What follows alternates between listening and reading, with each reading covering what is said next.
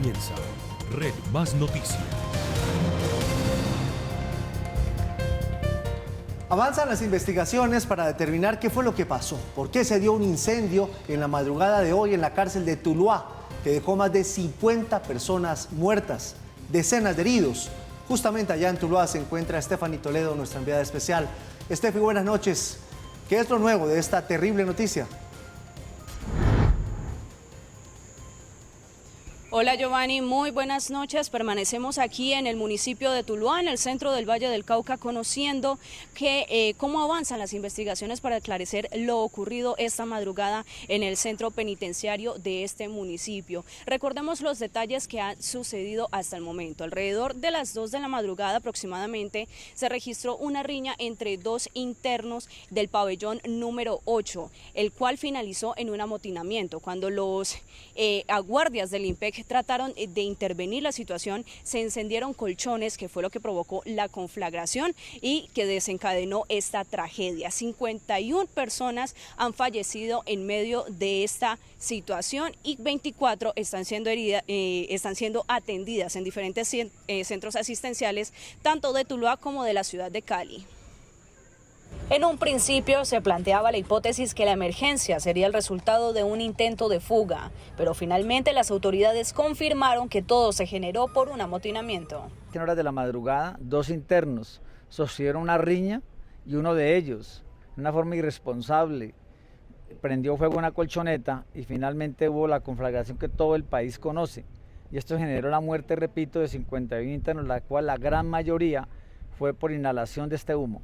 A lo largo del día se fue confirmando el estado de salud de las personas heridas que han sido atendidas en clínicas y hospitales de Tuluá y Cali. En el hospital Tomás Uribe, 4 en la clínica María Ángel, 5 en la clínica San Francisco y 4 que fueron remitidos a Cali. Es una situación muy compleja porque son quemaduras muy extensas de personas que están en muy mal estado. Estamos haciendo lo posible por salvar sus vidas. La incertidumbre por no tener información generó malestar entre las familias de los internos. Pero eso parece que hubiera sido una masacre, eso ahí. Hay mamás que no saben nada de sus hijos. ¿Creen que eso es justo? No es justo. No es justo. Hay mamás que no saben, que les dicen que los hijos están muertos, pero nadie les dice nada. Entonces no. Pasando trabajo, humillados, la comida mala.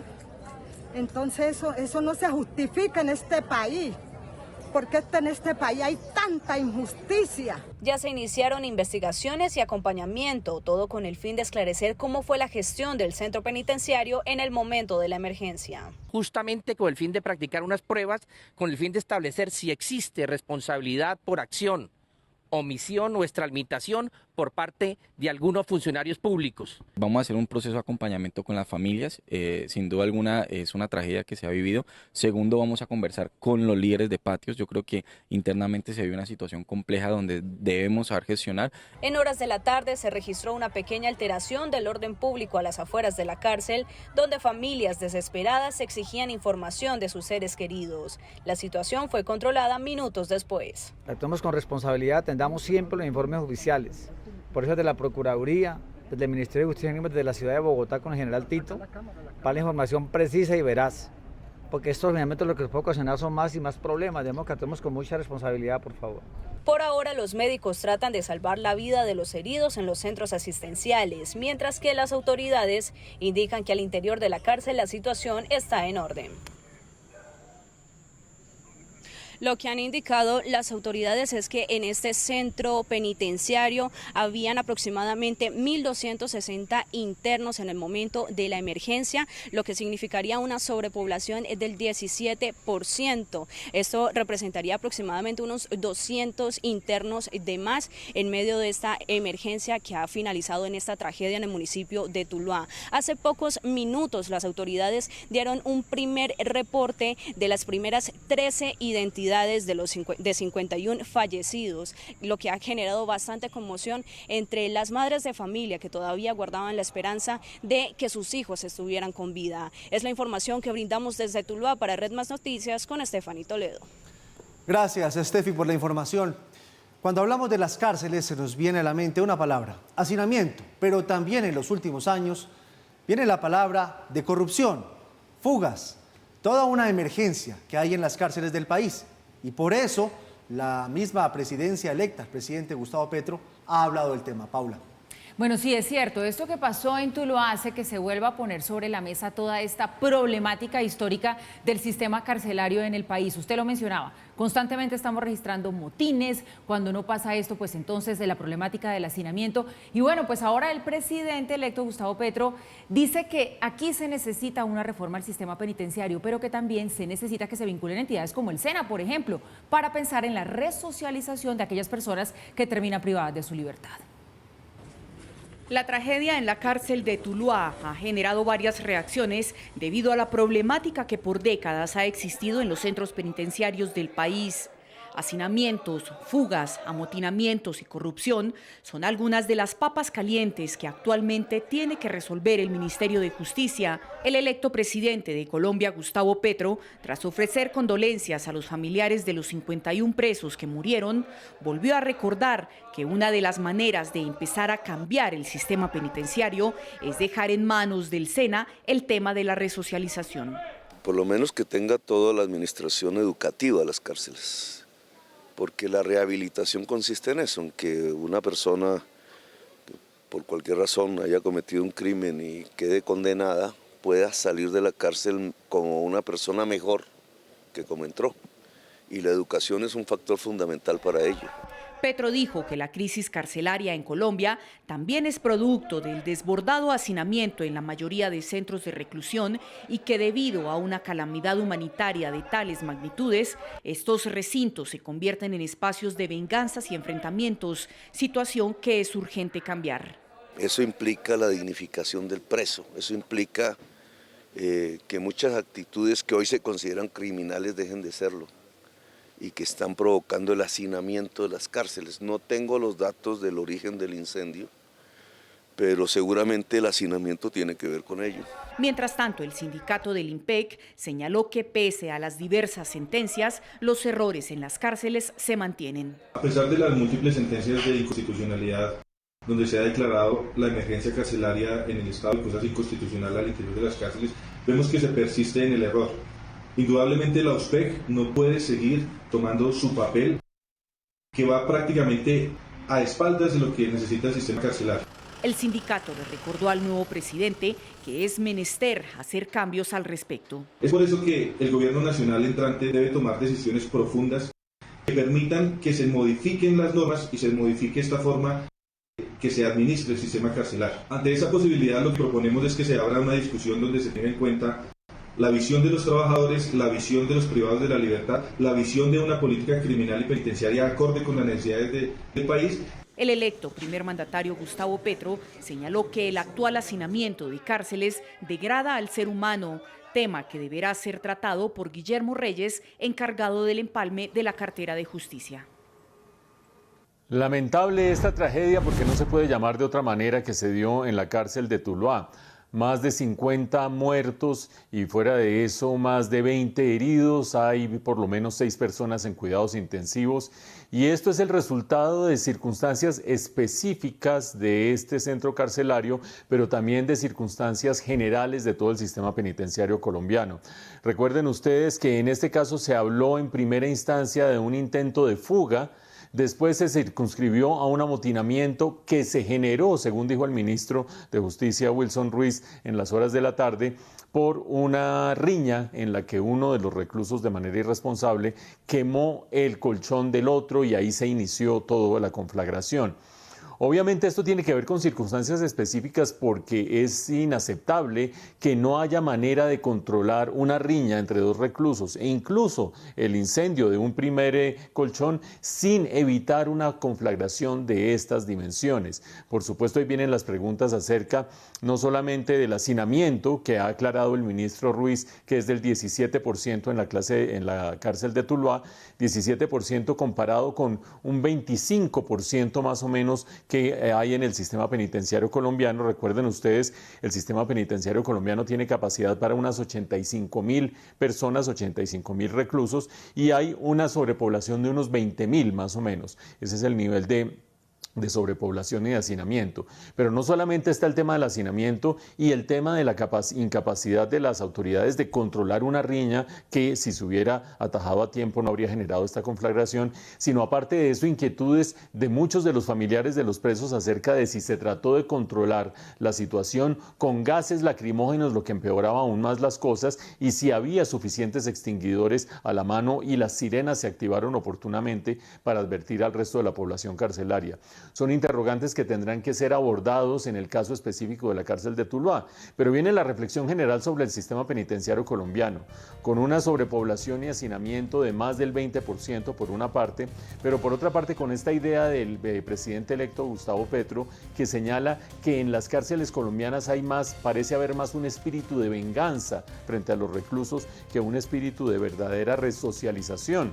Y viene ahí la propuesta de que haya personal del SENA que se encargue de la resocialización, pero eso, si se pudiera llevar a cabo, que requeriría personal muy especializado para poder manejar la situación de los reclusos, no solucionaría ni el problema del hacinamiento, por una parte, ni tampoco el problema del INPEC. Acuérdense ustedes, el INPEC, que es el cuerpo de los guardianes que vigilan las cárceles, está tan enredado ese cuerpo de guardianes que tiene 82 sindicatos distintos dentro de un mismo cuerpo de guardianes del INPEC.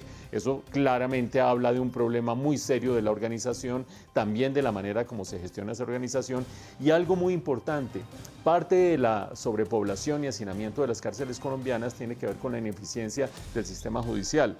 De esos más o menos 100.000 o 105.000 reclusos que hay en este momento en las cárceles colombianas, el 73% es de personas condenadas. El 27% es de indiciados, personas a los que la justicia no les responde, están metidos en una cárcel que es la Universidad del Crimen y que es además de eso una trampa para conflagraciones y tragedias como las que sucedieron el día de hoy. Mucha atención, que la policía acaba de reportar que encontró el cuerpo de una deportista rusa en un hotel aquí en Bogotá, en el centro. Fabián Forero, buenas noches. ¿Qué otros detalles se conocen a esta hora de ese caso? Giovanni, televidentes, muy buenas noches. Se trata de una ciudadana rusa de 47 años que fue encontrada por la Policía Metropolitana de Bogotá en un hotel de cercanías de Corferias en el centro de Bogotá. La policía asegura que esta mujer ingresó en este sitio, encontraron algunas botellas de licor y también unas pastillas, y la policía sostiene la hipótesis que la mujer se pudo suicidar. Se ha dicho también sobre esta ciudadana que pertenecía al Ballet Nacional de Rusia y que ya se está poniendo en conocimiento del caso a la Embajada de Rusia en Bogotá para que tomen las medidas urgentes sobre este caso. Es la información que registramos desde la sala de redacción. Fabián Forero, Red Más Noticias. Vamos para la costa porque el Consejo Departamental de Riesgo declaró la alerta amarilla en el Atlántico y hay alerta naranja específicamente en el Canal del Dique, porque hay un nivel alto del río Magdalena. También están monitoreando una onda tropical que está convirtiéndose en ciclón sobre el Caribe colombiano y tienen alerta también a la isla de San Andrés. Kimberly Martínez, buenas noches, adelante. ¿Qué tal, Giovanni? Muy buenas noches. Pues esta alerta se da porque el nivel del río Magdalena está alcanzando su nivel máximo de desbordamiento y quieren evitar que se presente una tragedia como la del año 2010 cuando se generó un rompimiento en el Canal del Dique. La medida fue adoptada teniendo en cuenta que el nivel del río Magdalena se encuentra a menos de 2 metros de llegar a la cota máxima de desbordamiento. Actualmente está en 7 metros con 62 centímetros y el nivel máximo es de 9 metros con 20 centímetros. Los altos niveles que viene presentando el Canal del Dique a la altura de los municipios de Manatí y Repelón. Estos municipios se encuentran en calamidad pública, pero debemos estar en monitoreo constante de las riberas. Debemos mantener activos los consejos municipales de gestión del riesgo, atentos a los cuerpos y organismos de socorro voluntario con la finalidad de atender cualquier situación o emergencia que se pueda presentar. Según el IDEAN, los niveles están altos con tendencia al ascenso en el Canal del Dique y sus aportantes, por lo que se recomienda especial atención en los municipios de Manatí, Repelón y Sabana Larga, donde ya se decretó la calamidad pública debido a las afectaciones en estas poblaciones que ya tienen más de 2.000 damnificados. En el municipio de Santa Lucía ya tú caminas en las calles por encima del agua. Si tú logras ver en las compuertas, municipio de Manatí, el nivel freático, ya tenemos agua en la cancha. Los canales de drenaje de nuestro municipio que reciben las aguas del embalse del Guájaro por los altos niveles del canal del dique ya están colmatados. Ya han generado anegaciones en cada una de las tierras de nuestro municipio y nuestros campesinos han perdido todos sus cultivos. Las autoridades también mantienen un monitoreo constante en los puntos críticos para evitar que se registre una emergencia como la del 2010 en el canal del dique. Hoy estamos muy encima de cuando fue la ruptura del canal del dique. Estamos superando los 70 centímetros al metro de la ruptura de los niveles que tuvimos en aquella ocasión cuando se rompió el canal del dique. De acuerdo con el IDEAN, una onda tropical se ha empezado a consolidar como potencial ciclón tropical con una probabilidad del 70% dentro de las próximas 48 horas hacia el nororiente del Mar Caribe, lo que podría generar lluvias torrenciales en el departamento del Atlántico. Las autoridades han solicitado a los alcaldes municipales mantener activos los comités locales de atención de emergencias para atender cualquier situación que se pueda presentar ante el paso de la onda tropical por la región Caribe. Información que registramos desde Barranquilla. Kimberly Martínez para Red Más Noticias. Kimberly, gracias. Quedamos atentos a la evolución de toda esta situación del clima, específicamente en esta zona del país. Y en Medellín avanza el cerco epidemiológico tras el primer caso de viruela del mono que fue detectado. Ya son 32 las personas que permanecen bajo vigilancia después de tener contacto con el primer paciente. Santiago Campo, buenas noches. Así es, Paula, televidentes, buenas noches. Entre las personas que están siendo monitoreadas está el talento humano en salud que llegó a la casa de este viajero que trajo la enfermedad. Importante resaltar que no están aisladas, sino que están en una estricta vigilancia. Según la alcaldía de la ciudad, el cerco aumentó. Inicialmente fueron 9 los familiares del joven por sospecha de contagio. Actualmente, dicen, el paciente proveniente de España está en óptimas condiciones. Las lesiones están prácticamente secas y próximamente se podrá incorporar a la vida normal. Hemos identificado alrededor de 32 personas, desde el ámbito social, familiar, las personas que tuvieron contacto en el viaje, desde Madrid a Medellín y asimismo el talento humano en salud que brindó atención al usuario. Por ahora no hay criterio para tomar más exámenes a estas personas. Actualmente las 32 personas están asintomáticas y esto da tranquilidad en el momento. Es importante tener en cuenta, según la Secretaría de Salud, que la viruela se transmite de una persona a otra solo por contacto cercano con lesiones, fluidos corporales, gotas respiratorias y materiales contaminados como la ropa de cama de un paciente en su etapa infectante. Dolor de cabeza, inflamación de ganglios linfáticos, fiebre, lesiones en piel, agotamiento, cansancio físico, esos son los síntomas clásicos. Finalmente, las autoridades sanitarias insisten que no hay una alerta declarada y que el periodo de incubación, luego del contacto con el virus, es de hasta 21 días. Generalmente se presentan síntomas en los primeros 7. El Colegio Médico de Antioquia respaldó el actuar de las autoridades e hizo un llamado a la ciudadanía a mantener la calma. Por cierto, el hombre infectado tiene 27 años y reside en el barrio El Poblado. Desde Medellín, para Red Más Noticias, Santiago Ocampo Siglo. Gracias, Santi. Buenas noches. Después del hallazgo del cuerpo de Adriana Pinzón, la Fiscalía decidió cancelar el interrogatorio. ¿Por qué, Paula? Pues mire, lo iba a rendir Jonathan Torres, que recordemos es el cuñado de Adriana, que es el presunto asesino de ella, de esta mujer, que era psicóloga. Todavía no se conocen muy bien las causas, pero sí hay, digamos que una expectativa, porque llegue Jonathan Torres a un preacuerdo con la Fiscalía en los próximos días. Este todavía sigue siendo un caso con muchas preguntas por resolver. Tras el hallazgo del cuerpo de Adriana Pinzón, la Fiscalía tiene cada vez más certeza sobre la responsabilidad en el crimen de Jonathan Torres. Por ello, el interrogatorio previsto para hoy fue cancelado. Significa que la Fiscalía, dentro del término legal, va a presentar el escrito de acusación y con los elementos materiales probatorios que tiene, lo va a llamar a juicio.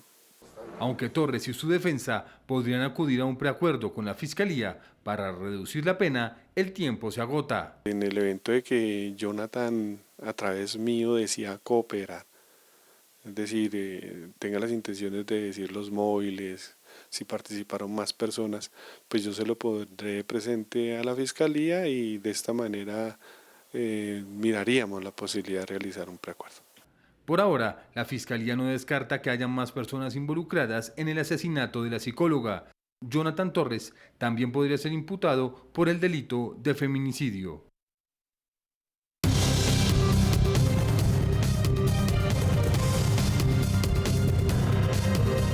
En noticias del mundo hay consternación por la muerte de 51 migrantes que fueron hallados en condiciones infrahumanas dentro de un camión en la frontera entre México y los Estados Unidos.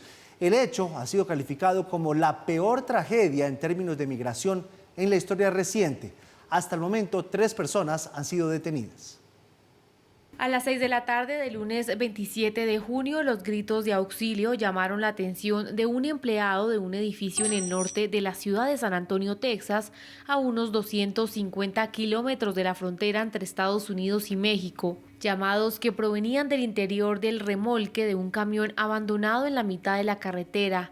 Al abrir la puerta del vehículo, en una escena que parecía sacada de una película de terror, fueron encontrados los cuerpos de al menos 50 migrantes muertos. Otras 16 personas estaban con vida, entre ellos 4 menores, y presentaban síntomas de insolación y deshidratación. Los pacientes que vimos estaban calientes al tacto, sufrían de insolación y agotamiento. No había signos de agua en el vehículo. Era un camión con remolque refrigerado, pero no había aire acondicionado visible que funcionara en esa plataforma. Los migrantes que fueron abandonados por los coyotes murieron de agotamiento y exceso de calor dentro del camión, en una zona donde en esta época del año la temperatura puede superar los 40 grados centígrados. El alcalde de la ciudad aseguró que el hecho está relacionado con las redes de tráfico humano que operan en la frontera, mientras que el gobernador del estado, Greg Abbott, culpó a Joe Biden de la situación. Al menos 42 personas encontradas muertas dentro de un camión que transportaba migrantes en Texas. Estas muertes están en Biden, son el resultado de sus letales políticas de fronteras abiertas. Muestran las consecuencias mortales de su negativa a hacer cumplir la ley. El presidente Biden, por su lado, pidió perseguir la industria criminal de tráfico de personas, al igual que su homólogo mexicano Andrés Manuel López Obrador. Suceden porque también hay tráfico de personas y falta de controles, en este caso en la frontera de México con Estados Unidos y al interior de Estados Unidos. El mandatario también envió sus condolencias a las víctimas, confirmó su nacionalidad y aseguró que su gobierno cubrirá gastos fúnebres y de repatriación de cuerpos. 22 de México, 7 de Guatemala, 2 de Honduras y 19 todavía sin información sobre su nacionalidad. Según los habitantes de la zona donde se localizó el remolque, esta es una parada habitual en la que se bajan grupos de inmigrantes tras cruzar la frontera de manera ilegal por su cercanía a las vías del tren. Se complica la situación en Ecuador, esto después de que el presidente Guillermo Lasso suspendiera los diálogos con los indígenas, unos diálogos con los que buscaban poner fin a las protestas. La decisión se toma tras un ataque contra militares que dejó un uniformado muerto y 12 más heridos en el marco de las movilizaciones.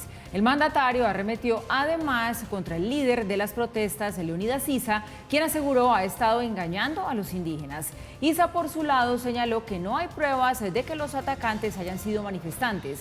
Entre tanto, la Asamblea Nacional Ecuatoriana continúa este martes la discusión para la petición de destitución del presidente Lasso, que todavía no alcanza los votos necesarios.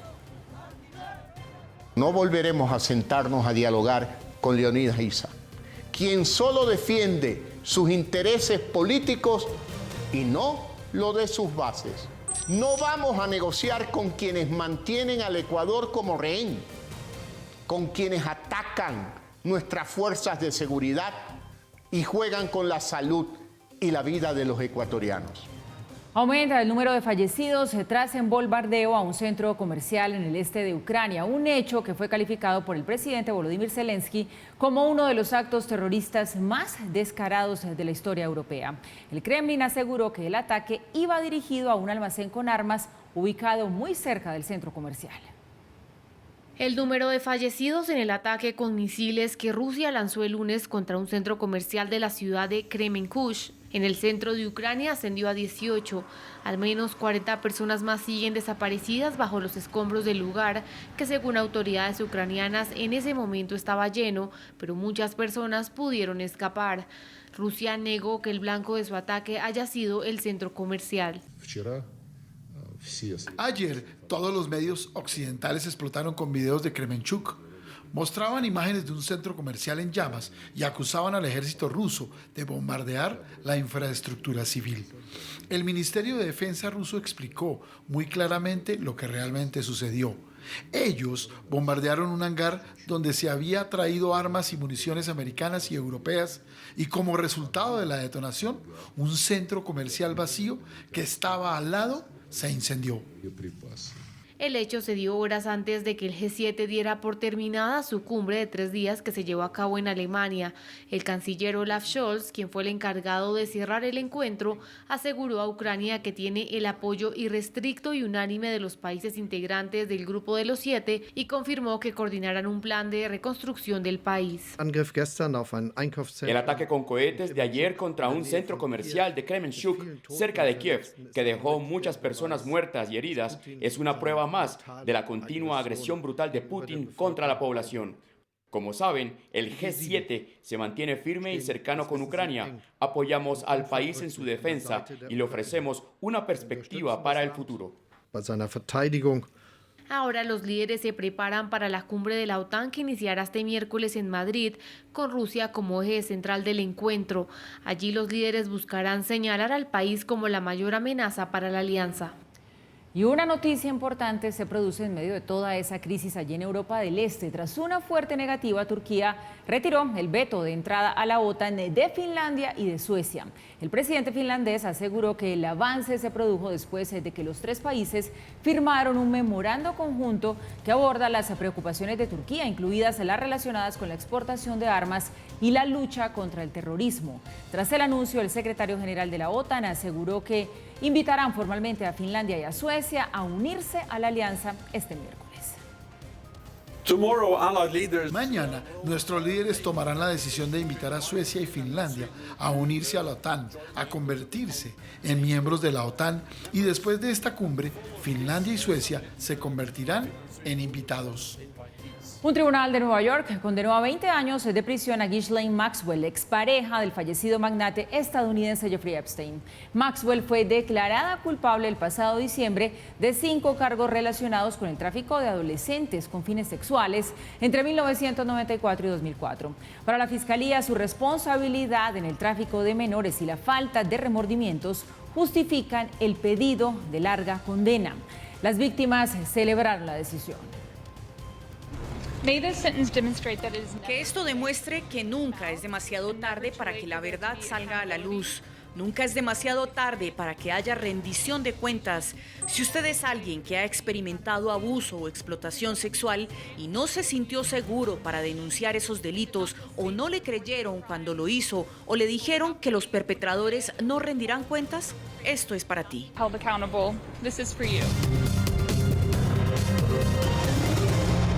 La noticia, la Comisión de la Verdad entregó su relato sobre el conflicto armado en Colombia, que entre 1985 y el año 2018 dejó 450.000 personas muertas. En el informe se hacen recomendaciones para que esta historia, este ciclo de violencia, no se vuelva a repetir. Por ejemplo, piden una transformación de la fuerza pública, un cambio en la doctrina militar, un cambio en la política antidrogas.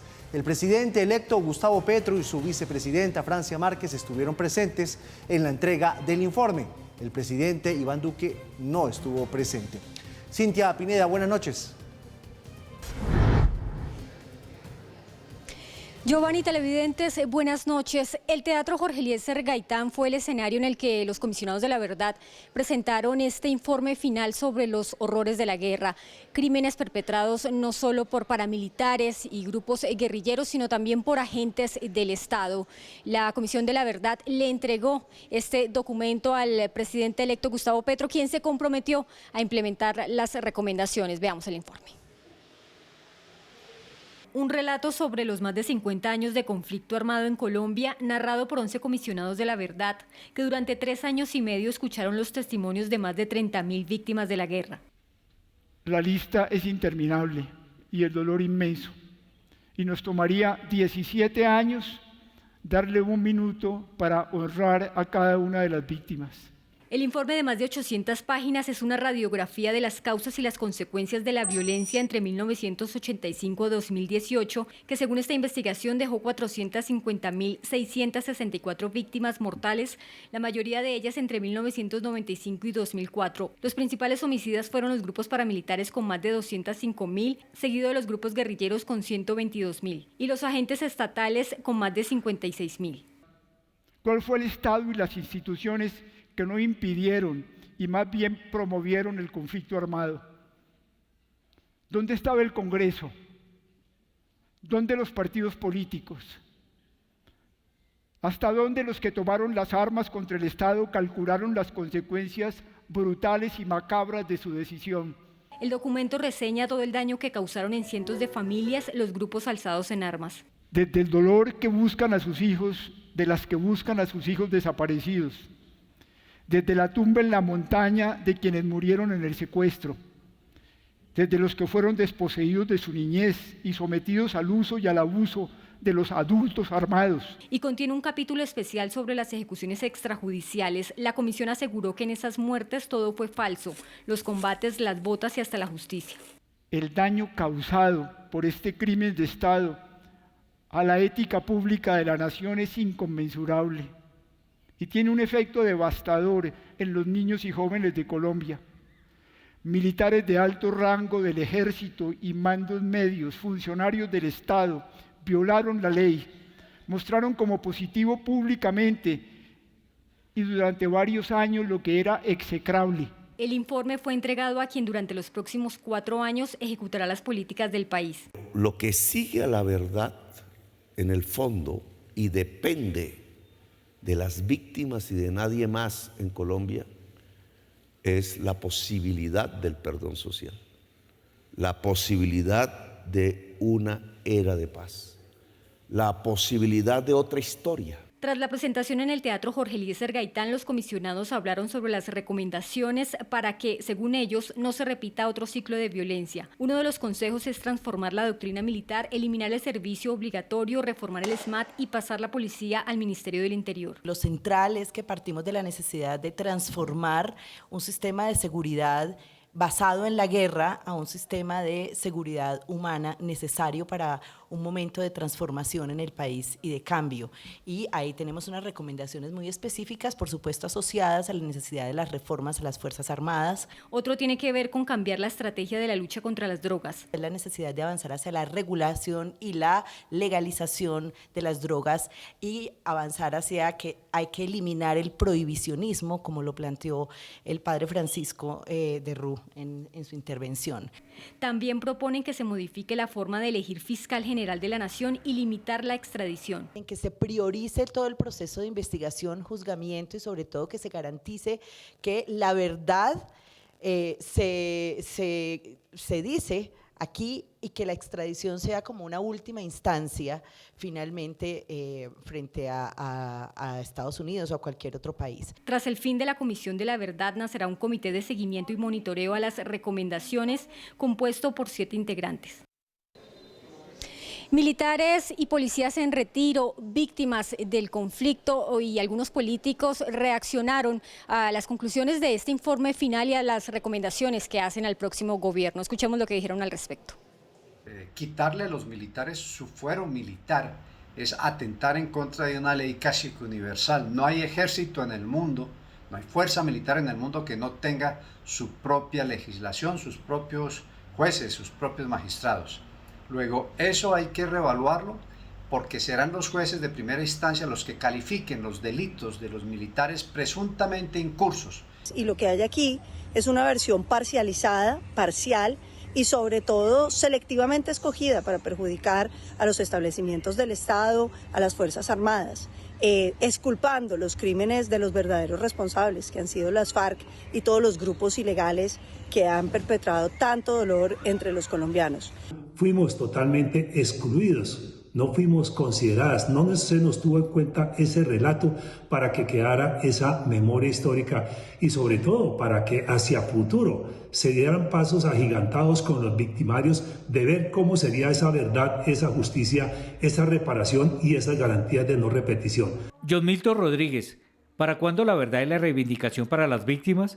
La verdad empieza por llamarlos como son, organizaciones criminales que legitimaron a través del Acuerdo de La Habana el terrorismo y el narcotráfico, con amplia impunidad, privilegios y curules en el Congreso. Son inaceptables las recomendaciones de la Comisión de la Verdad en relación con el rol constitucional de la fuerza pública en Colombia. No era su misión, no es su competencia y no se sabe bien si Petro le dictó a la Comisión de la Verdad o la Comisión de la Verdad a Petro. Lo que se busca es impedir que la fuerza pública pueda tener el control del territorio para la seguridad de los ciudadanos. Eso es inaceptable.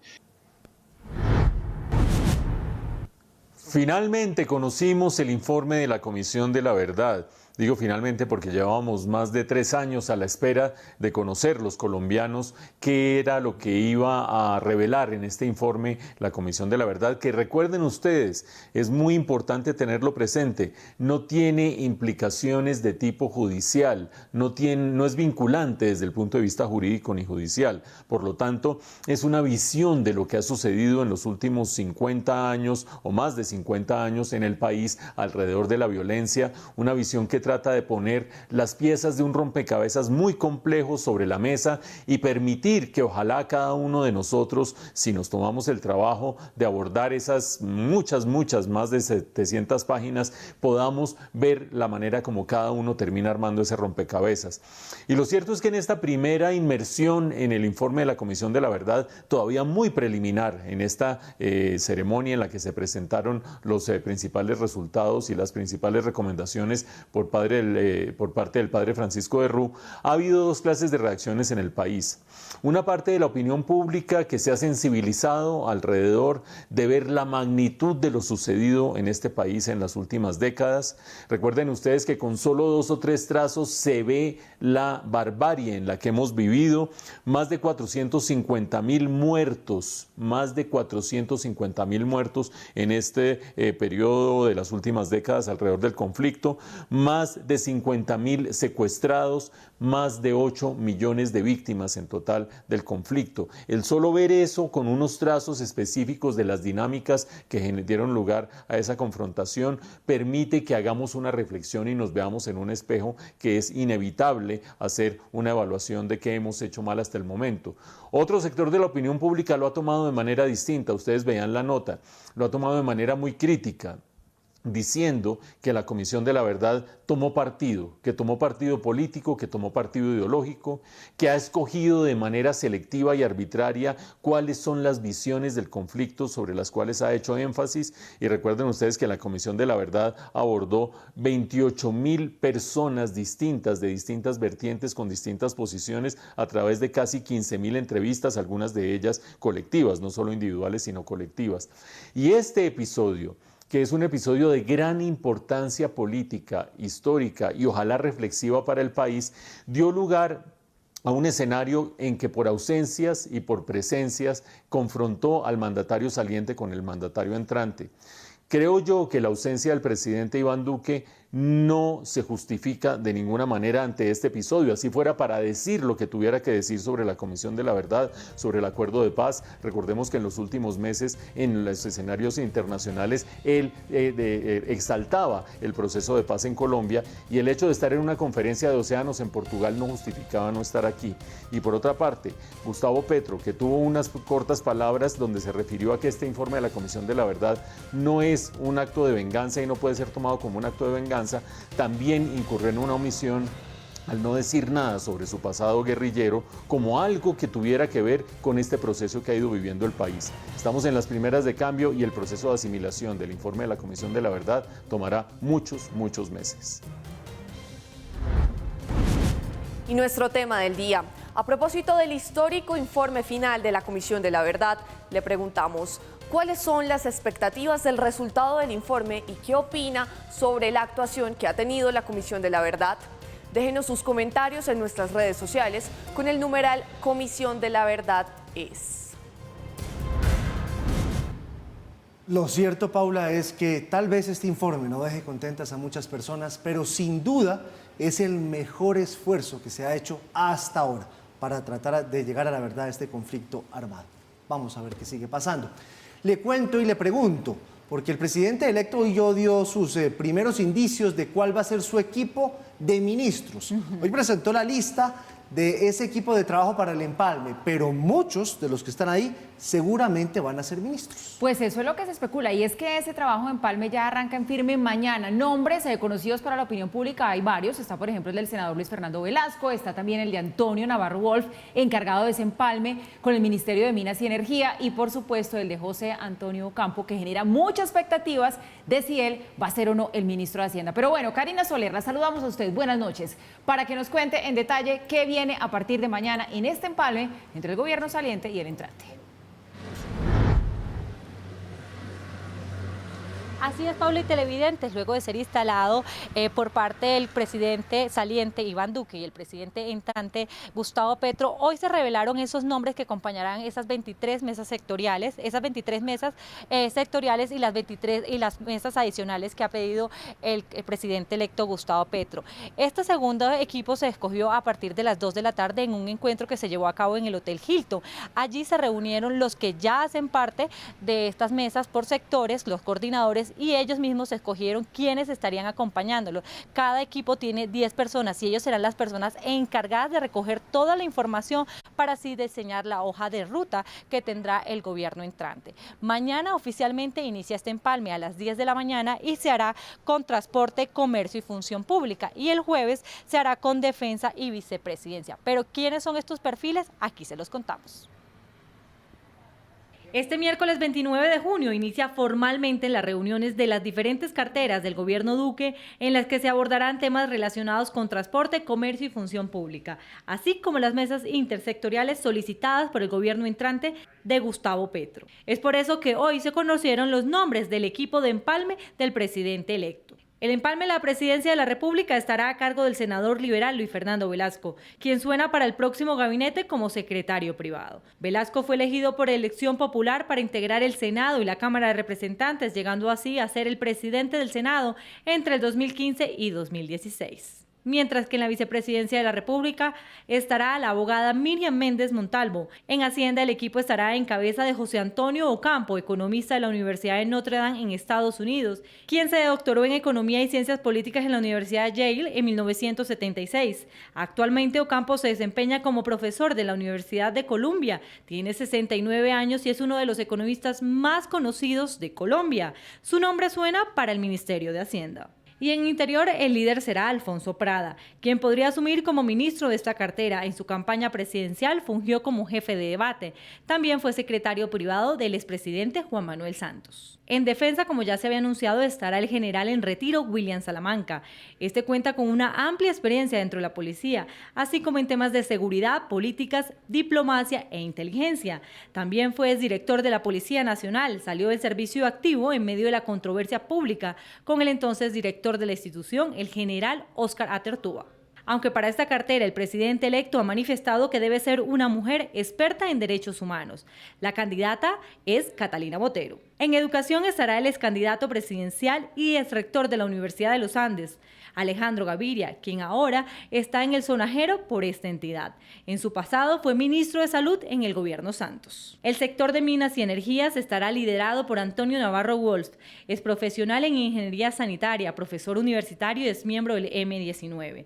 Fue designado por parte del presidente César Gaviria como ministro de Salud en su época. En planeación estará Cecilia López. López es economista y fue ministra de Agricultura, Ambiente y directora de Planeación Nacional, y podría llegar a la cartera del Ministerio de Trabajo.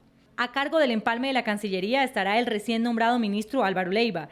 El canciller de La Paz es de origen conservador. Leiva Durán ha sido ministro de Gobierno, congresista constituyente y desde la década de 1980 ha buscado salidas negociadas al conflicto armado.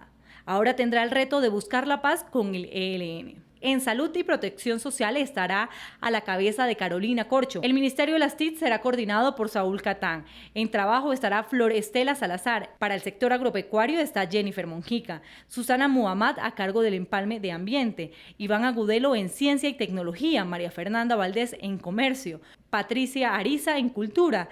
Luis Luna en Información Estadística. Y César Manrique en Función Pública. Para el Metro de Bogotá estará William Camargo. Para la crisis de hambre, César Giraldo. Para Monómeros y Ferticol, Rodrigo Ramírez. Para la banca pública, es decir, el Grupo Bicentenario, asistirá José Roberto Acosta. Para las juventudes estará Gabriela Pozo y Dumar González. Para poblaciones, Natalia Molina. Y para Hidroituango, aún está por definir. En total, 39 personas fueron designadas por Gustavo Petro en distintas áreas para liderar el proceso de traspaso del poder. Gobierno Duque a Gobierno Petro. A partir de este miércoles 29 de junio iniciarán las reuniones entre los equipos del presidente saliente. De otro lado, les cuento que la agenda del presidente electo Gustavo Petro inició muy temprano con una reunión con los embajadores de la Unión Europea. Posteriormente pasó a la Comisión de la Verdad a recibir el informe que era entregado el día de hoy. Y en las horas de la tarde se reunió con el ingeniero Rodolfo Hernández, a pocas cuadras de donde nos encontramos aquí en el norte de Bogotá. Quien dio a conocer que estaba con Petro fue el propio ingeniero Rodolfo Hernández a través de sus redes sociales, publicando una foto en donde se encuentra agarrado de la mano del presidente electo y dijo: a través de estas empezó el cambio, @Gustavo Petro. Minutos más tarde Petro le contestó que vamos a un acuerdo nacional, vamos con seguridad a un acuerdo nacional. Aquí comenzó el cambio, aquí habrá un acuerdo de la nación, aquí habrá una mesa de trabajo conjunta del nororiente con el gobierno nacional. Hace 1 hora y media aproximadamente llegó Germán Vargas Lleras a su fundación, donde en contados minutos esperamos que llegue el presidente electo Gustavo Petro para reunirse y así debe imaginarnos la hoja de ruta que tendrá con el líder de Cambio Radical. Regresamos a estudio con más información. Karina Soler desde el norte de Bogotá. Gracias, Cari, por la información. Esa ha sido la agenda del presidente Petro el día de hoy. Vamos a entrar a hablar de un punto en específico que tiene que ver con el empalme del Ministerio de la Defensa. Hay opiniones divididas, Paula, respecto a la designación del encargado para esta tarea, que es el general Salamanca. La policía en reserva lo aplaude, pero a los militares no les gusta mucho. Bueno, y es que hay que tener presente que esta designación para hacer ese empalme tiene una importancia especial porque recordemos que el presidente electo ha dicho que él quiere sacar a la policía como cuerpo civil armado del Ministerio de Defensa y crear un ministerio que sea específicamente para estar a cargo de esta institución. Pues sí, consultamos tanto a los policías en reserva como a los militares en retiro, que por su lado dicen que creen que le falta todavía experiencia en lo que tiene que ver con temas pues de todo el adoctrinamiento militar.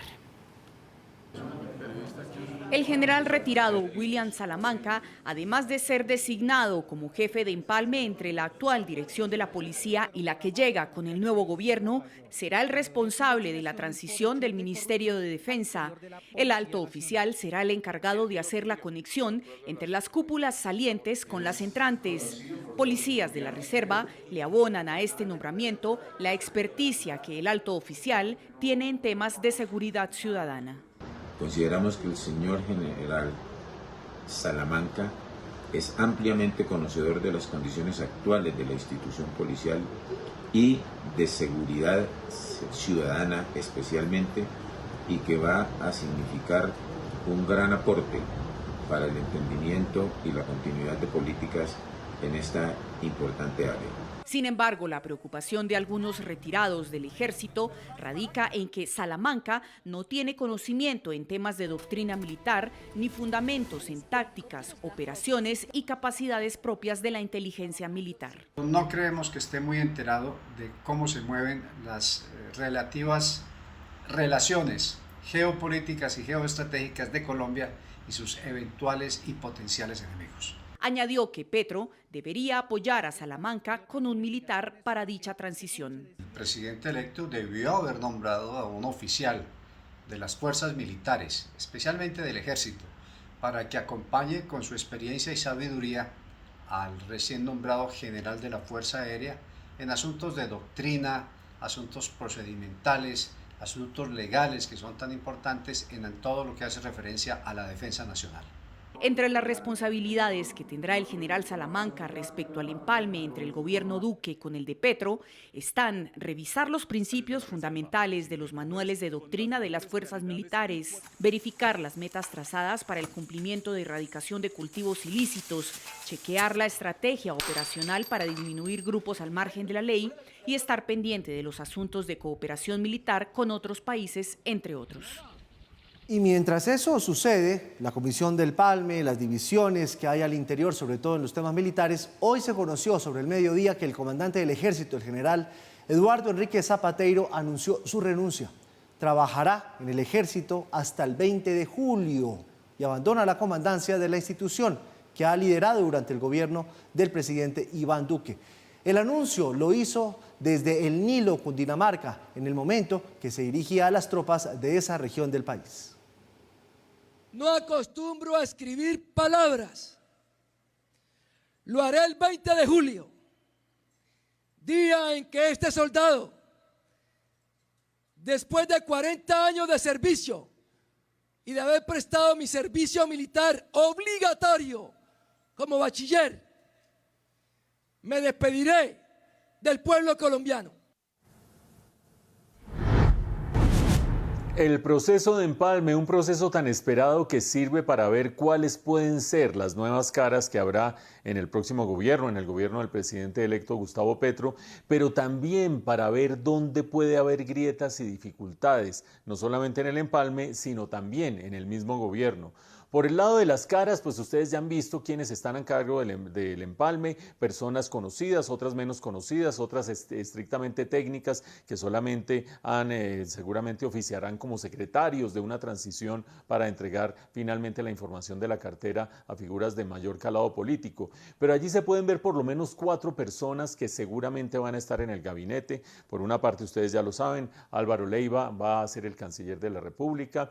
Por otra parte, Alfonso Prada muy probablemente vaya a ser el ministro del Interior y vaya a tener esa relación con el Congreso y además con los cuerpos políticos desde la Casa de Nariño para establecer ese vínculo con el Parlamento.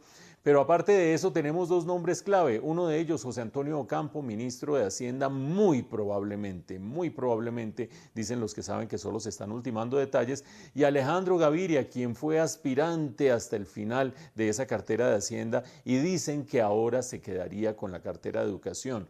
Los demás nombres están por ahí dando vueltas, pero yo no creo que del empalme pasen muchos más a las carteras. Hay quienes dicen que, por ejemplo, en la cartera de Minas se requeriría alguien con mayor conocimiento técnico, no obstante la sapiencia que pueda tener Antonio Navarro Wolf, mayor conocimiento técnico del sector, porque la transición energética a base de postulados y grandes propósitos y grandes frases grandilocuentes no se puede hacer, hay que hacerla con mucho rigor técnico.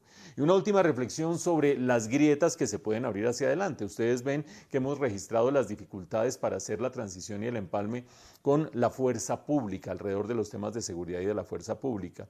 Y no me refiero solamente a que el general Zapateiro haya dicho me voy el 20 de julio. Eso pues claramente está asociado con la confrontación o la diferencia que tuvieron semanas atrás el entonces candidato Gustavo Petro con el general Zapateiro. Acuérdense de frases tan duras del general Zapateiro como decir yo no he visto en televisión a ningún general recibiendo dineros mal habidos. En cambio, a usted, refiriéndose al hoy presidente electo, lo ha visto todo el país recibiendo dinero en bolsas de basura. Obviamente, a partir de allí, del impasse que se genera en ese momento, pues es muy difícil pensar que esa relación podría prosperar hacia adelante. Pero no está hablando solo de ese retiro, sino de lo que significa más allá en la relación de Gustavo Petro con los militares, que sigue siendo un gran signo de interrogación. Él por el momento ha dicho que va a ganarse la confianza de los soldados y de la tropa, y cuando se le pregunta por el alto mando militar, guarda silencio. ¿Cómo será esa transición? ¿Cómo será esa relación? ¿Habrá lo que algunos denominan esa renovación de la cúpula militar? ¿O qué planteará hacer el presidente electo Gustavo Petro? Gran signo de interrogación con un dilema por delante. Bueno, ya hicimos un recorrido durante este proceso de empalme, ya miramos la parte militar, ya miramos también quiénes son los opcionados para ser ministros en este proceso. Ahora vamos por la parte fiscal o la parte de Hacienda, Paula, porque José Antonio Ocampo, muchos dicen que es el mejor economista hoy por hoy que tiene el país, es el posible ministro de Hacienda. Él quiere una reforma estructural y ya dio indicios de lo que pretende, que aparentemente estaría en línea con lo que quiere el presidente Petro. Entregó detalles este fin de semana en una columna en El Espectador, contando para dónde iría esa reforma tributaria que presentaría ese gobierno entrante en la próxima legislatura. Mire, habló del impuesto al patrimonio, de las personas naturales, por supuesto de la evasión, que es algo que hay que atacar, pero también dice que Colombia es uno de los países en los que menos se paga impuestos si se compara con la región y si se compara con los países de la OCDE. En una columna en el diario El Espectador, el economista José Antonio Campo analizó los que considera son los retos económicos más importantes que tiene el país. El punto más complejo se centra en la reducción de la desigualdad social y económica, que se agudizó por la pandemia del COVID-19, lo que implica desarrollar una agenda social, pero también hay que trabajar en el desarrollo del sector agropecuario, la actividad productiva y la sostenibilidad de las finanzas públicas. En ese sentido, es necesario mantener el gasto público y social y mayor eficiencia en los gastos, a la par con el aumento de los ingresos. Los recaudos tributarios en Colombia son inferiores al promedio de América Latina y de los países de la OCDE. El nuevo gobierno piensa que eso debe cambiar.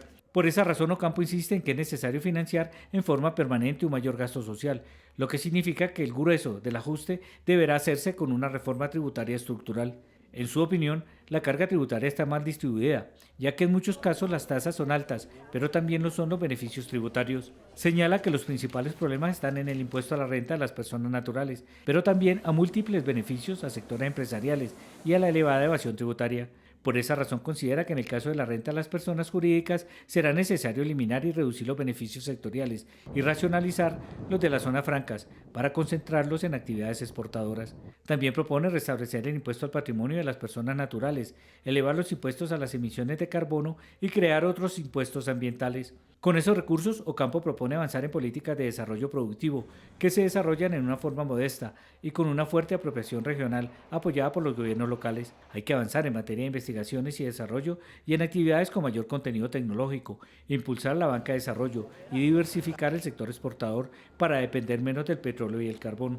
Advierte el economista que desde la apertura económica en 1990 y hasta 2019, el crecimiento promedio ha sido mediocre, se ha estancado la actividad productiva con una fuerte desindustrialización y hay retroceso en varios renglones agropecuarios. Es por eso que se requieren los cambios. Luego de una semana del triunfo de Gustavo Petro, la Bolsa de Valores de Colombia y las acciones de empresas como Ecopetrol comenzaron a recuperarse, como lo habían anticipado algunos analistas de mercado. El precio de la acción de Ecopetrol subió más del 10%. La Bolsa de Valores de Colombia vuelve a crecer levemente luego de una semana de caídas tras la elección del candidato de izquierda Gustavo Petro como nuevo presidente de Colombia. La bolsa inicia con un crecimiento el primer día de operaciones de esta semana de más de 1% y Ecopetrol sube por encima de 11% al llegar a 2.379 pesos la acción. Otras acciones como Interconexión Eléctrica ISA sube a 21.440 pesos y Canacol Energy 8.360. En el caso de Ecopetrol tenemos un escenario externo bastante fuerte donde tenemos precio del petróleo que puede estar subiendo, tenemos escasez de hidrocarburos en algunos lados, hay por ejemplo una amenaza de recesión en los Estados Unidos. Las acciones de empresas petroleras también suben por el aumento del precio del petróleo Brent, de referencia para Colombia en el mercado internacional, que de nuevo vuelve a superar los $118 el barril. Debido a este comportamiento, el índice MSCI Colcap, el indicador de referencia de las 20 acciones más transadas en el país, aumentó 1,11% a 1.381 puntos. Analistas del mercado explican que a la situación internacional se suma el mensaje enviado por el presidente electo en el sentido de que la transición será gradual.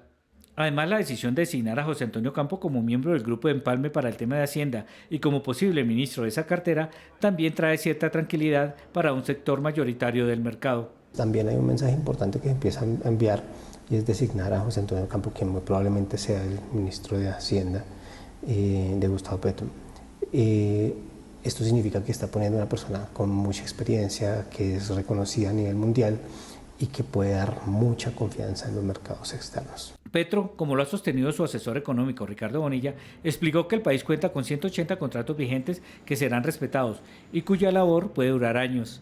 Esta afirmación fue bien recibida por los analistas del mercado que creen que esos acuerdos están blindados. El nuevo gobierno ahora envía el mensaje de que hará un uso más racional de las reservas del petróleo, que dependerá del crudo que se exporte. Se recupera ligeramente la acción de Ecopetrol, se recupera ligeramente la Bolsa de Valores de Colombia y ese comportamiento replica lo que ha sucedido en otros países de la región. Por ejemplo, cuando fue elegido Gabriel Boric en el caso de Chile, hubo una caída de la bolsa inicial que después se recuperó ligeramente y lo mismo, una pérdida de valor relativo frente al dólar del peso chileno que después se recuperó ligeramente, no del todo. Algo parecido sucedió en el caso de Perú. Cuando se eligió a Pedro Castillo, son dos casos totalmente distintos desde el punto de vista político y de gobernabilidad, pero la fenomenología de los mercados, la fenomenología de la tasa de cambio y de las bolsas de valores fue relativamente similar. Y la comunidad internacional lo que observa en estos casos es, por una parte, la idoneidad de quien vaya a ser el ministro de Hacienda y por otra parte, por supuesto, la idoneidad de las políticas a aplicar. Creo que en el caso de Colombia apenas se empieza a insinuar un poco el camino por el cual agarraría el país en el gobierno de Gustavo Petro en cuanto a sus derroteros económicos, pero lejos de tener certezas a estas alturas. El ministro de Hacienda próximo debe tener 3 características. 1, tener un gran margen de maniobra en el Congreso, un buen pulso político para manejar el Congreso para pasar una indispensable reforma tributaria. 2, tener acogida internacional, ser reconocido internacionalmente, ser una persona que tiene prestigio internacional. Y 3, tener la suficiente estatura personal para poder estar de tú a tú con el presidente Gustavo Petro, que todos sabemos que es voluntarioso y que tiene a veces esos ímpetus que pueden llevar por delante los propósitos de sus colaboradores. José Antonio Ocampo, quien suena y suena y suena para ser el ministro de Hacienda, reúne esas 3 características. Algunos lo ponen más hacia la derecha, otros los ponen más hacia la izquierda, que está demasiado a la izquierda para algunos. En todo caso, reúne las características de ser reconocido internacionalmente, un gran técnico desde el punto de vista del conocimiento de la economía, manejo del Congreso y la estatura para estar de tú a tú con el presidente Gustavo Petro. Vamos a ver si se confirma. Pero eso no significa que queden ya resueltos los otros interrogantes. ¿Cuál sería la política económica que se aplicaría exactamente? Hay similitudes entre lo que José Antonio Ocampo hizo como asesor de Sergio Fajardo en el programa de Fajardo con lo que tiene Gustavo Petro sobre la mesa y eso facilitaría las cosas. Se puede pasar una reforma tributaria de la magnitud que está requiriendo el país y plata para financiar los programas que ha prometido Gustavo Petro. Son interrogantes que hay por delante y ni siquiera cuando tengamos la certeza de que José Antonio Ocampo, si es o no es el próximo ministro de Hacienda, tendremos todos esos interrogantes resueltos y en medio de todos los agentes económicos seguirán expectantes. El petróleo de referencia Brent se negocia en promedio en $118.15 el barril. La libra café colombiano cerró en Nueva York en $2.21. El índice MSCI Colcap aumentó 1,11% a 1.381 unidades. La tasa representativa del mercado para mañana es de 4.089 pesos con 72 centavos. El euro se negocia en 4.322 pesos con 97 centavos. Las cifras son los 136 millones de dólares en exportaciones de autopartes entre enero y abril. Representa un aumento de 16,5% frente al mismo ciclo de 2021. Esos productos van a 55 destinos. Y el presidente electo Gustavo Petro se reunió con los embajadores de la Unión Europea en compañía de su canciller Álvaro Leiva para dialogar sobre el futuro de las relaciones de Colombia en el plano exterior. La paz, el cambio climático y la transición energética fueron los temas centrales de este encuentro. Petro habló sobre la importancia del cuidado de la Amazonía colombiana como un ecosistema clave en este propósito y dio luces que habría solicitado ya recursos para llevar a cabo esta idea. Y hoy el presidente electo se reunió con Rodolfo Hernández, su contradictor, por primera vez después de las elecciones hace 8 días. El exalcalde de Bucaramanga y próximo senador, porque dijo que sí iba a asumir la curul, había manifestado que no le va a hacer oposición a Petro. Y hoy en esta foto, pues se vio que las relaciones están bastante bien. De hecho, el ingeniero Rodolfo Hernández dijo, el cambio ahora sí viene. Y Petro le respondió.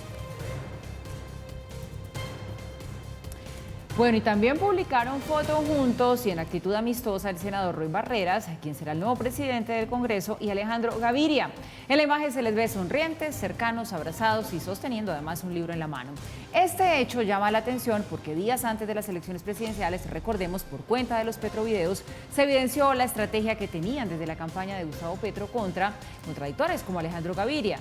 Sin embargo, la fotografía de hoy hace pensar que las diferencias quedaron en el pasado y Roy Barreras hace un llamado además a amar, dialogar y conciliar. Pero lo que no anda muy bien son las relaciones entre Gustavo Petro y Piedad Córdoba. Gustavo Petro rompió su silencio respecto a la senadora y le pidió dar un paso al costado, un compás de espera ante su situación con la justicia de los Estados Unidos. Lo hizo en una entrevista con Daniel Coronel para la revista Cambio. Pues llamó la atención también allí, Giovanni, que en esa entrevista cuando le preguntan por Piedad Córdoba, y él dice eso que usted estaba contando, que se haga a un costado hasta que no resuelva sus temas con la justicia, habla también de un entrampamiento. Entre tanto, contesta Piedad Córdoba, dice que ella sí va a tomar posesión de su curul, pero además dice que Roy Barreras estaría detrás de todo esto. Con Daniel Coronel y Federico Gómez de la revista Cambio, el presidente electo Gustavo Petro habló de la situación que tiene Piedad Córdoba de cara al periodo legislativo en el Congreso de la República. Allí Petro agregó que con el caso de Córdoba relacionado ya en la justicia estadounidense se buscó entramparlo durante la campaña presidencial, aunque salió bien librado. Hay un relacionamiento a partir de los hechos últimos, ya no del pasado, que tiene que ver con la familia Piedad y la DEA. Ay, para no sé de qué tipo, eso no lo conozco yo. Pero está el tema del hermano, incluso el intento de entramparme, el que me escapé. Y eso obliga, digamos, ya hay un relacionamiento justicia norteamericana, DEA, familia Piedad. Ante la situación jurídica que vive la senadora del Pacto Histórico, Piedad Córdoba, le preguntaron a Petro si recomendaría que Piedad no se posesionara. Yo recomendaría, la no posesión tiene unas implicaciones judiciales también, constitucionales graves. No hablaría de eso, pero sí hablaría de que la senadora Piedad Córdoba, ante el hecho de que hay algún tipo de relacionamiento con la justicia de los Estados Unidos, ojalá favorable a ellos, no tengo ninguna información, debería sí tener un compás, porque su accionar político como senadora queda influenciado de alguna manera, presionado, como quieras llamarlo, por un hecho objetivo, y es que hay un relacionamiento con la justicia extranjera que no puedo calificar. Entonces, eso ameritaría que uno diera un paso al costado, aún siendo senador. La senadora electa del Pacto Histórico le salió al paso a las declaraciones del presidente electo, dejando claro que se posesionará este 20 de julio. No me voy a hacer a ningún lado, me voy a posesionar. El 22 de abril, Petro le pidió a Córdoba alejarse de la campaña del líder del Pacto Histórico. Solicito a Piedad Córdoba suspender todas sus actividades dentro de la campaña hasta que pueda resolver, ojalá favorablemente, las indicaciones jurídicas que se le hacen. La senadora Piedad Córdoba tiene una larga lista de señalamientos. El último de ellos fue cuando fue retenida en el aeropuerto de Comayagua, que sirve a la ciudad de Tegucigalpa en Honduras, con $62.770 en efectivo sin declarar. Por otro lado, su hermana Martalí Córdoba Ruiz fue descubierta el pasado 25 de marzo con dinero metálico para ingresar a la cárcel La Picota. Entre sus piernas llevaba una bolsa plástica y en su interior enrollados. En esta oportunidad llevaba más de 2 millones de pesos en efectivo. El hermano de la senadora electa, Álvaro Córdoba, se encuentra detenido en una celda del pabellón de alta seguridad B en la cárcel La Picota desde febrero de este año, tras haber sido capturado por sus nexos con el narcotráfico. Su asesor Andrés Vázquez la acusó de ser alias Teodora en las extintas FARC, al decir que se aprovechaba de los secuestrados para negociar sus liberaciones y obtener así rentas económicas y políticas. Allí Ingrid Betancourt pidió esclarecer los hechos, por lo que la Corte Suprema de Justicia abrió una investigación y ha recopilado pruebas contra Córdoba.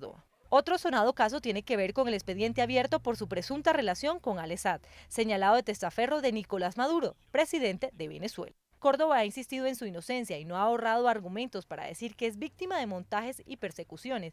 Sin embargo, Petro parece no convencerse de sus posiciones y la ha venido dejando a un lado. Amores y desamores, todos sabemos que la política está llena de amores y desamores. Lo que algunos no nos acostumbramos a ver es la velocidad con que cambian las relaciones entre unos y otros, de un extremo al otro de ese espectro de los sentimientos. Ustedes han visto en la nota que acabamos de ver 2 casos que son emblemáticos de la velocidad con que la gente se acomoda o se desacomoda en la escena política. Primero de ellos, Piedad Córdoba y Gustavo Petro. Hasta hace unos cuantos meses, cuando él la puso en su lista, en la lista del Pacto Histórico para el Congreso de la República, el amor era absoluto. Incluso la puso por encima de personas que dentro del Pacto Histórico tenían mucho más mérito, y para no hablar por encima de personas que la misma Francia Márquez había sugerido y había recomendado para estar en la lista del Pacto Histórico. No importa, ella en el top 10 de la lista del Pacto Histórico y terminaba siendo elegida para el Congreso de la República.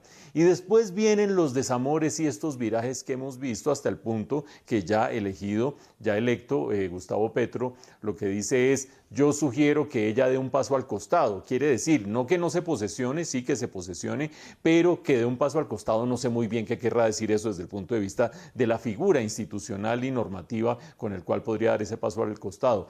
Pero la respuesta de Piedad Córdoba es contundente: yo no doy un paso a ningún lado ni nada, me posesiono y punto. Y esa relación puede traerle complicaciones a Gustavo Petro, porque de por medio está el vínculo de ella y la colaboración o discusión o lo que ustedes quieran con la DEA y con las autoridades de Estados Unidos, pero también su rol en el Congreso, tremendamente importante, pero aparte de eso, la capacidad que tiene para convocar a la opinión pública, para bien y para mal, pero todo el mundo le para bolas a lo que tenga que decir Piedad Córdoba. Esa relación tensa allí seguramente le va a traer más de un dolor de cabeza a Gustavo Petro. Pero ¿qué me dicen del otro amor y desamor? Hasta hace unas cuantas semanas, rivales acérrimos, Rodolfo Hernández y Gustavo Petro, y hoy la foto del abrazo. Y hay gente que dice, pero ¿cómo así? ¿Es que acaso era un gato encerrado, era un caballo de Troya, Rodolfo Hernández, y terminó siendo el mejor amigo? Desde antes de las elecciones, en su segunda vuelta, dijimos en este noticiero, los programas económicos de los dos se parecen mucho más de lo que la gente piensa, los programas políticos de los dos se parecen mucho más que lo que la gente piensa. Entonces, ¿qué? ¿Siempre fueron lo mismo? No. Por azar de las circunstancias y la manera como fue subiendo en las encuestas, de repente Rodolfo Hernández terminó ungido como el líder del antipetrismo en las elecciones. Un líder del antipetrismo que terminó siendo bastante más frágil de lo que parecía, no solo en las urnas, sino también en las mismas encuestas y ahora en la misma plataforma política ideológica, donde la oposición y el antipetrismo se quedó sin líder. Y vamos con nuestra pregunta del día, sus opiniones. Numeral Comisión de la Verdad es. Betty Coral, a través de @RedMásNoticias, nos dice: bien por todo este trabajo, apenas comienza un camino de reconciliación y restauración. Victoria Margarita Sánchez dice: mis respetos a la comisión. IAP Carlos Galvis 1 dice: otra hipocresía igual a la JEP. Y hasta aquí esta emisión de Red Más Noticias. Nosotros nos volvemos a encontrar mañana a las 6 en punto de la mañana. Gracias a ustedes, como siempre, por su compañía, por estar allí informándose con nosotros.